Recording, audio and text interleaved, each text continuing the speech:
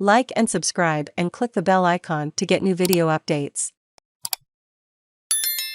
Vladimir Putin signs order fast-tracking citizenship for Ukrainians in Russian-held Ukrainian territory. Russian President Vladimir Putin has issued an order to fast-track Russian citizenship for residents of parts of southern Ukraine largely held by his forces, while lawmakers in Moscow passed a bill to strengthen the stretched Russian army.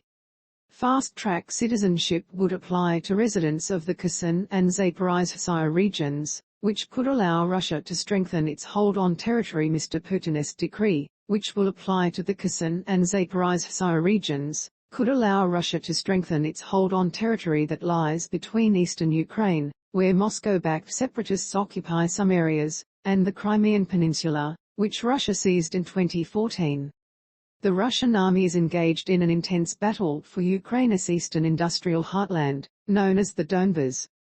In a sign that the Kremlin is trying to bolster its stretched military machine, Russian politicians agreed to scrap the age limit of 40 for those signing their first voluntary military contracts.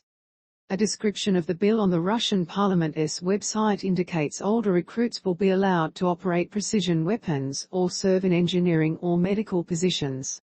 The chair of the Russian parliament's defense committee, Andrei Kartapolov, said the measure would make it easier to hire people with in-demand skills. Russian officials say only volunteer contract soldiers are sent to fight in Ukraine, although they acknowledged that some conscripts were put into the fighting by mistake in the early stages of the special military operation. Read more. 3 months into Russia's invasion, the Kremlin said in a statement that Mr. Putin had visited a military hospital in Moscow on Wednesday and met with some of the soldiers wounded in Ukraine. It was his first known visit to soldiers fighting in Ukraine since he launched the invasion on February 24. A reporter for the state-run Russia One TV channel posted a video clip on Telegram showing Mr. Putin in a white medical coat talking to a man in hospital attire, presumably a soldier. The man, filmed from behind, standing up and with no visible wounds, tells Mr. Putin that he has a son. Accompanied by Defense Minister Sergei Shoigu, the president responds, "He will be proud of his father," before shaking the man's hand. Zelensky wants direct talks with Putin. Ukrainian President Volodymyr Zelensky reiterated on Wednesday that he would be willing to negotiate with Mr. Putin directly but said Moscow needed to retreat to the positions it held before the invasion and must show it was ready to shift from the bloody war to diplomacy. "I believe it would be a correct step for Russia to make," Mr. Zelensky told leaders at the World Economic Forum in Davos, Switzerland, by video link.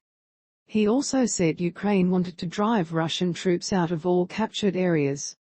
"Ukraine will fight until it reclaims all its territories," Mr. Zelensky said.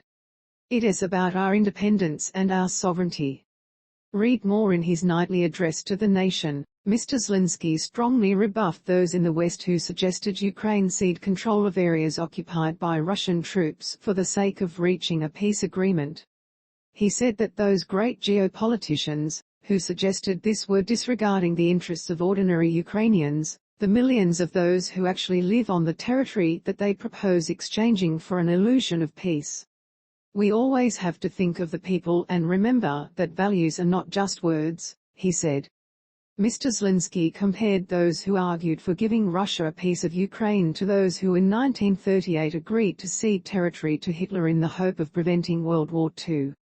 Russia already had a program to expedite the naturalization of people living in Luhansk and Donetsk, the two eastern Ukraine provinces that make up the Donbas and where the Moscow-backed separatists hold large areas as self-declared independent republics. Read more on the Russian invasion of Ukraine. During a visit to the Kherson and Zaporizhzhia regions last week, Russian Deputy Prime Minister Marat Kusnulin indicated these regions could become part of our Russian family.